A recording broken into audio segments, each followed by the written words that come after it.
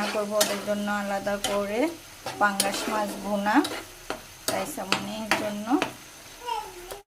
এই যে এখানে পাঙ্গাস মাছ আর তেলাপিয়া মাছ ভাজি। এই যে এখন পাঙ্গাস মাছগুলো দিয়ে দিব, ওদের জন্য আলাদা করে পাঙ্গাস মাছ ভুনা করতেছি। বলো, তোমার জন্য পাঙ্গাস মাছ ভুনা করতেছি আলাদা করে। ঠিক আছে।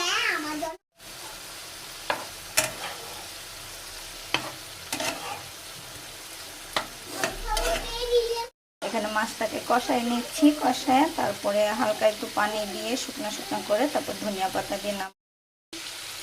এই যে মাছটাতে পানি দিয়ে দিলাম, এই পানিটা শুকায় ফেলবো, রাখবো না, কারণ একদম ভুনা ভুনা করবো এটাকে।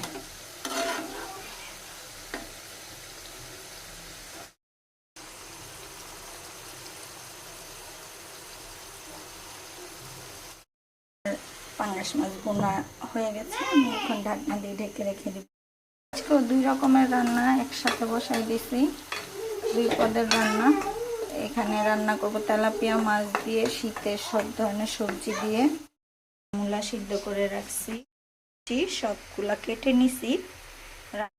আমার এদিকে শীতের সবজির তরকারি, আলুটা আগে ভালো করে কষাই নিচ্ছি আলুটা সিদ্ধ হওয়ার জন্য, পরে আমি সব সবজি দিয়ে কষাই নিব, কষায় তারপর রান্না করব।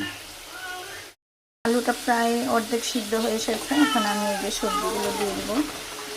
সবজিগুলো দিয়ে একটু নেড়ে নিব, নেড়ে মিক্স করে নেব, সবজির সাথে মশলাটাকে মিক্স করে নেব। মিক্স করে তারপরে এটাকে কষাই নেব তরকারিটাকে। সবজিটাও প্রায় সিদ্ধ হয়ে আসতেছে।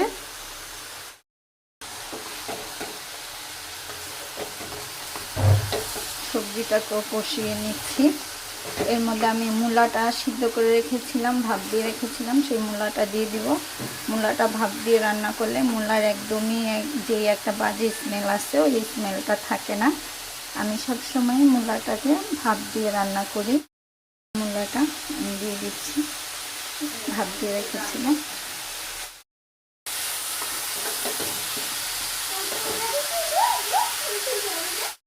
সবজিটা প্রায় কষানো হয়ে এসেছে, পানি দিয়ে সবজিটাকে একটু সিদ্ধ করে নেব।